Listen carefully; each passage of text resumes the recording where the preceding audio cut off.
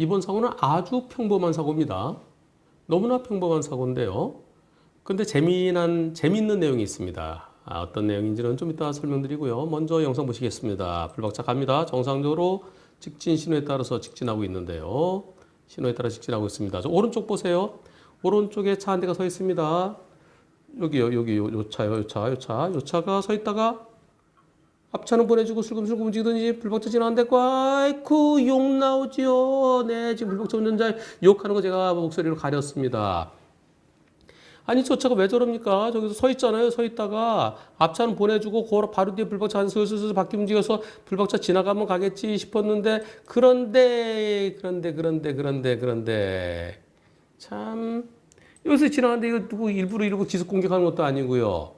이런 사고 비보호 우회전이라고 그러죠. 근데 저 차가 신호 위반했는지 아닌지는 명확치 않습니다.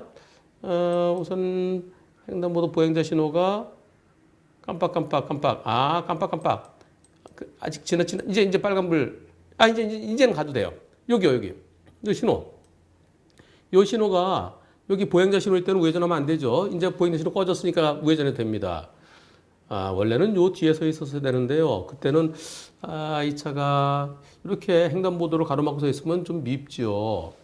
여하튼 간에 이 차 서 있던 차가 출발을 하면서 이때 슬금슬금 저 차가 당연히 나를 보고 멈출 걸 알았는데 그냥 돌아서 이렇게 들이받으면은 100대 0이죠. 제가 항상 설명드렸습니다.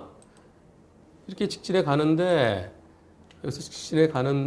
여기서도 이렇게 직진해 갈 때 여기서도 차가 이렇게 계속 움직이고 있으면 그럼 제일 끝에 차는 그 차에 대비를 해야 됩니다. 속도를 줄이면서 빵 해주고 그 차 계속 들어오면 멈춰야 되죠. 그래서 이 차가 계속 움직이고 있었으면 달려오고 있었으면은 그럴 때는 100대 0은 아니고 직진하는 차에게도 한 10 내지 20 정도 인정된다라고 설명을 드렸죠.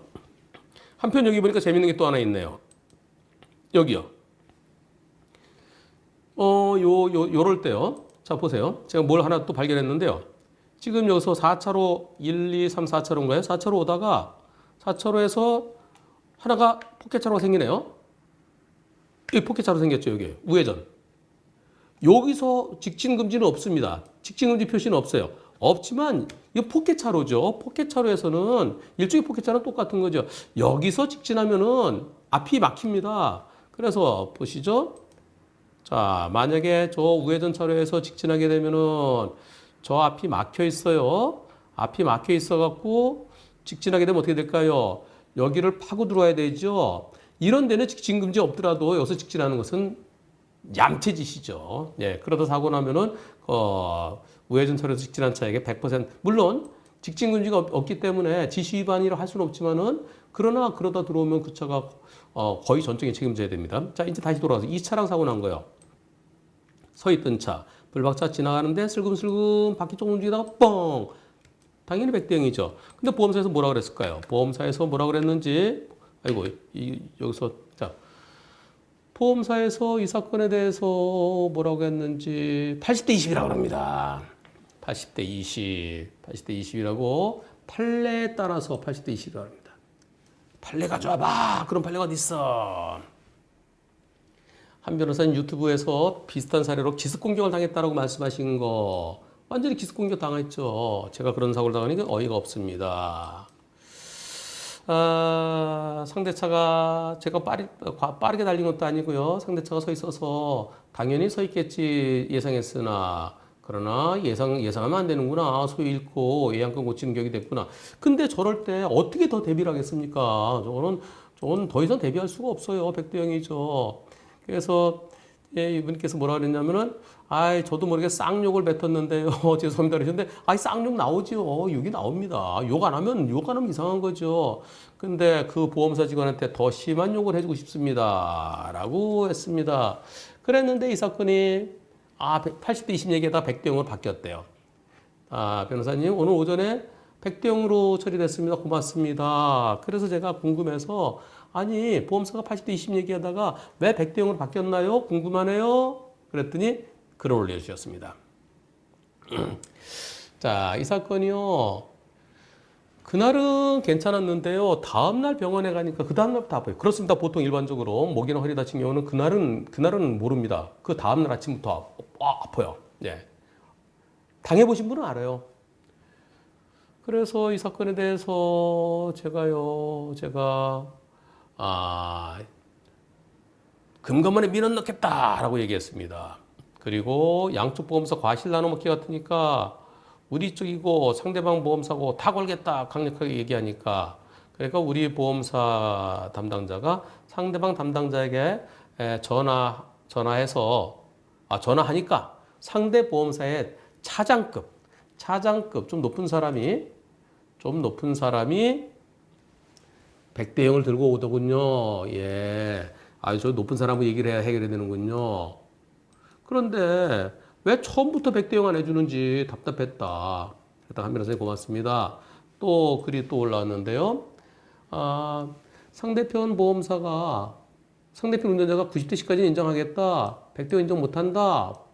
그래서 운전자가 그렇게 인정 못하니까 우리도 어쩔 수 없다. 그래? 그럼 바로 소송 가겠다. 나 허리 아프니까 병원 가겠다. 대인 접수해줘라. 자, 입원했습니다. 상대편 담당자한테 전화가 왔습니다. 몸은 괜찮습니까? 퇴원 안 하시겠습니까? 개소리 하지 말고 100대 0 아니면 퇴원이고 뭐고 없다. 전화번호 불러라. 왜 내가 무엇인지 알려주겠다. 그리고 아마 일반 전화로 전화 왔던 모양이죠. 나 보험사 무슨 차장인데 과실 담당자, 대임 담당자 들으니까 우리 쪽 운전자가 90대씩까지 인정한다고 했다. 그런데 우리 쪽 운전자가 근데 전화도 안 받고 문자도 받지 않는다. 고객이 그렇게 말하니까 나도 방법이 없다. 이제 불박전자 카톡 받나? 공부 좀 했지? 90대 10 인정 못한다. 나 소송 간다. 그리고 우리 쪽이랑 니네 보험사 좀 더 금감원에 민원 넣겠다. 이거 당신도 피할 수 없는 사고잖아. 그리고 한문철 변호사한테 문의했는데 100대 1로 한다. 억지 부리지 마라. 담당자 말. 그건 맞는 말이다. 근데 우리도 어쩔 수 없다. 그럼 나 퇴원이고 뭐고 전화 생각하지 마라. 나 치료하는 거 다 하고 안 아프면 퇴원하겠다. 나한테 무가시 뜨면 전화해라. 그랬더니 우리 쪽 보험사가 담당자에게 전화했습니다. 우리 쪽 보험사 직원한테 전화했습니다. 니네 보험사끼리 과실 나눠먹게 하는 거지. 알았다. 금감이 아니에요. 금융감독위원회가 아니라 금감원입니다. 금감원 민원 넣는다. 근데 사실 민원 넣어봤자 소용없어요. 나 어차피 시간도 많다. 소송해도 이길 자신 있다. 네가 내 편이라고 생각했는데 너 내 편 아니구나. 다음날 상대편